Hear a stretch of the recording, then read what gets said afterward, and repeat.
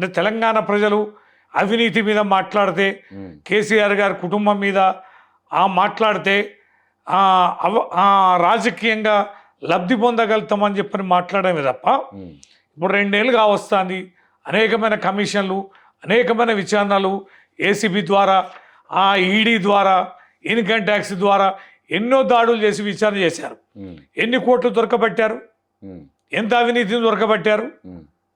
రోజు తవ్వి లీకేజీలు ఇచ్చి పేపర్లలో టీవీలలో రాయించడం అనుకూలమైన ఛానళ్ళ ద్వారా తప్ప దొరకబట్టింది ఏంది?